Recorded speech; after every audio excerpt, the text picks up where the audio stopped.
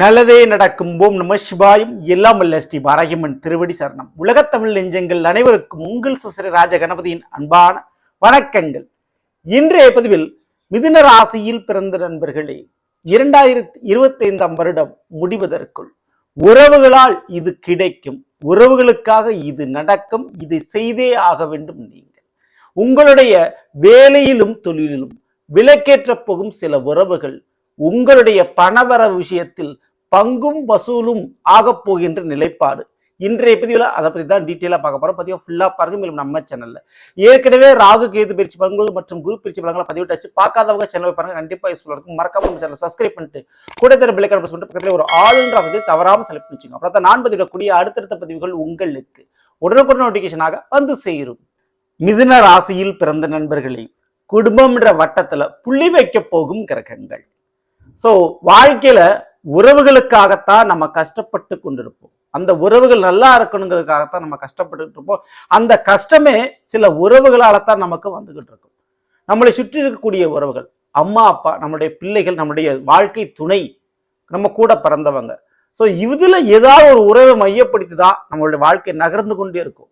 எந்த உறவுமே இல்லை, நட்பு கூட இல்லாம தனிமரமாக யாராலும் இந்த உலகத்துல வாழ முடியாது. சரி, அப்படிப்பட்ட அந்த உறவுகள் சில பேருக்கு நல்லதா அமையும், சில பேருக்கு கெட்டதா அமையும். அதுவும் சில வருடங்களில் அந்த உறவுகளால் யோகம், அதிர்ஷ்டம், நன்மை நடக்கும், அல்லது சில காலகட்டத்தில் கெட்டது நடக்க வாய்ப்புண்டு. சரி, 2025 உறவுகளால் என்ன நடக்கும், அந்த உறவுகளால் உங்களுக்கு என்ன கிடைக்கும், ஸோ பார்த்துருவோம்.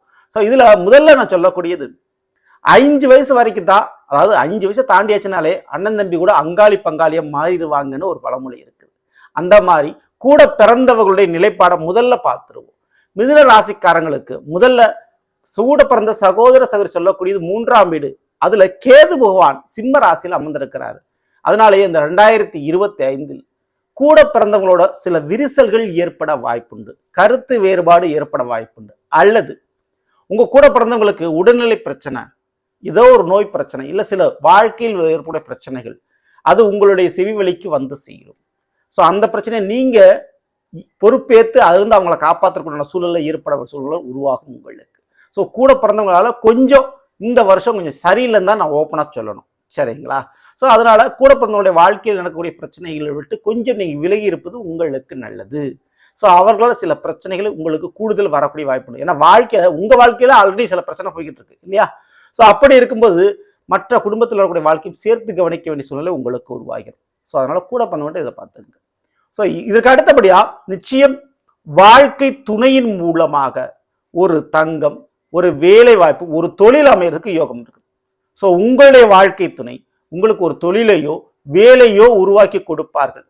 ஸோ வேலை தொழில் விலக்கேற்றும் உறவாக உங்களுடைய துணை இருப்பதற்கு வாய்ப்புண்டு. சரி, உங்க வாழ்க்கை துணை இல்லைனாலும் முக்கியமான நண்பர்கள், அந்த நண்பர்களுடைய ஒத்துழைப்பு சப்போர்ட் மூலமாக புதிய ஒரு தொழில் அமையும் அல்லது வேலை அமையும் இந்த 2025. அது நீங்கள் நெருங்கி பழகிய உறவா இருக்கணும் அல்லது நெருங்கி பழகிய நட்பா இருக்கும், அந்த நபர் மூலமாக அது உங்களுக்கு கிடைக்கும். ஸோ இதே போல பிள்ளைகளுக்காக சில பொருட்களை கண்டிப்பா இந்த காலகட்டத்தில் வாங்குவீங்க. ஒன்று கார் வண்டி வாங்கணும், அல்லது பிள்ளைங்களுடைய தேவைக்காக நகை பணத்தை வாங்குற, புதிய தங்க நகையை வாங்குறதுக்கு யோகங்கள் உண்டு. சரிங்களா? ஸோ இது பிள்ளைகளுக்காக நீங்கள் செய்யக்கூடிய ஒரு காரியங்கள். அதே போல உங்களுடைய பிள்ளைகளுக்கு ஒரு திருமணம் போன்ற சுபகாரியம் இந்த 2025 எடுத்து வைப்பீர்கள். திருமணம் அல்லது வேற என்ன ஒரு முக்கியமான சுபகாரியமாக பிள்ளைகளுக்கு நடத்தி கொடுப்பீங்க, அதுக்கு சான்சஸ் இருக்கு. அடுத்தபடியா பணம் வசூலாகும். சொந்த பந்தங்கள்கிட்ட, உறவுகள்கிட்ட, ஏன்னா வெளியாள்கிட்ட பணம் காசு கொடுத்துட்டா கூட ஈஸியா வாங்கிட முடியும். ஆனா சொந்த பந்தங்கள்கிட்ட கொடுக்குறப்போ பகை ஏற்பட்டுறக்கூடாது, விரிசல் ஏற்பட்டு பார்த்து கவனமா இருக்க சொல்ல உருவாகும். அப்படி சொந்த பந்தங்கள்கிட்ட நெருங்கி பழகிய உறவுகளிடம், நட்புகளிடம் நீங்க கொடுத்த பணமானது இந்த வருடம் உங்களுக்கு வசூலாகுங்க. ஸோ அது கண்ணை மூடிட்டு வந்து சேரக்கூடிய தருணம் இது. அதுல தைரியமா நீங்க இருக்கலாம். கண்டிப்பா போன பணம் ரிட்டர்ன் வந்துடும், உங்களுக்கு கண்டிப்பா கிடைச்சிடும். உறவுகளிடம் கொடுத்த பணம் நிச்சயம் இந்த 2025 வசூலாகும். மிதுன ராசியில பிறந்த உங்களுக்கு பணம் கொடுக்கல் வாங்கக்கூடிய பிரச்சனை சரியாகும். அதே போலதான் அந்த உறவுகளை மையப்படுத்தி ஏதோ சொத்து விஷயம் இருக்கு, அதோடைய பங்கு, அதோட ஷேர் உங்களுக்கு கிடைக்கணும் அப்படின்னு நீங்க எதிர்பார்த்தீங்கன்னா அதுவும் வந்து சேரும். தந்தை வழி உறவுகள், தந்தை, பெரியப்பா, சித்தப்பா மற்றும் தாத்தா, இந்த மாதிரியான உறவுகளிடமிருந்து நீங்க ஒரு பணத்தை எதிர்பார்க்கலாம். இந்த 2025 ஒரு பங்கை எதிர்பார்க்கலாம்.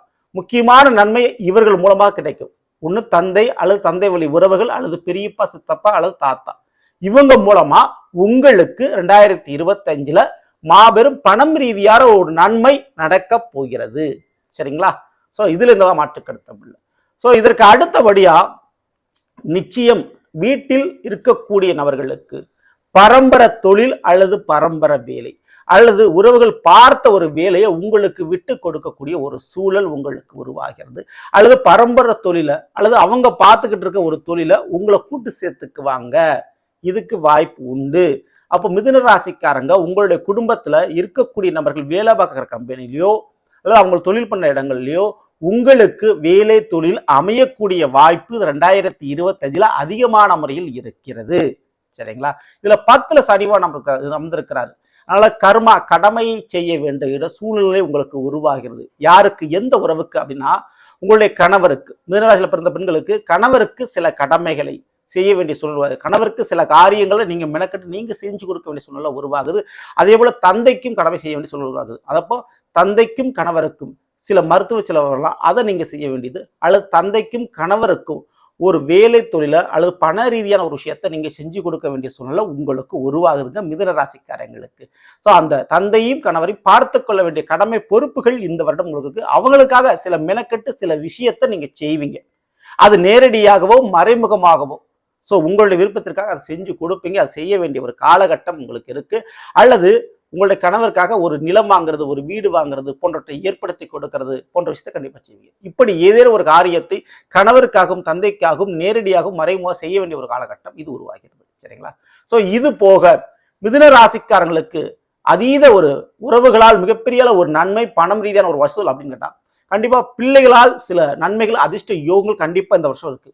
சரிங்களா? பிள்ளைகள் வழியில ஒரு பெரிய ஒரு பண ரீதியான லாபங்கள் உண்டு. அதே போல மூத்த சகோதர சகோதரிகளாலும் சில லாபங்கள், நன்மைகள் உங்களுக்கு உண்டு. ஸோ நான் முதல்ல சொன்னது இளைய சகோதர சகோதரி தான். அதை தெளிவாக புரிஞ்சுங்க. நீங்க ஃபர்ஸ்ட் சகோதர சகோதரி சொன்னீங்களே அப்படின்னு கேட்கக்கூடாது. நான் இப்போ சொல்றது மூத்த சகோதர சகோதரிகளால் லாபங்களும், இளைய சகோதரி சகோதரி மூலமாக சில நஷ்டம் கஷ்டம் ஏற்படும். சரிங்களா? அடுத்தபடியா உங்களுக்கு ஒரு மிகப்பெரிய ஒரு நன்மையை செய்யக்கூடிய சில உறவுகள் இந்த வருடத்தில் புதிதாக உருவாகும். அந்நிய மொழி பேசக்கூடியவர்கள், வேறு மதத்தவர்கள் அல்லது வேறு இனத்தவர்களுடைய இணக்கம் பழக்க வழக்கங்கள் ஏற்படும். ஏன்னா ஜென்மத்துல குரு பகவான் மிதுனராசிக்காரங்களுக்கு.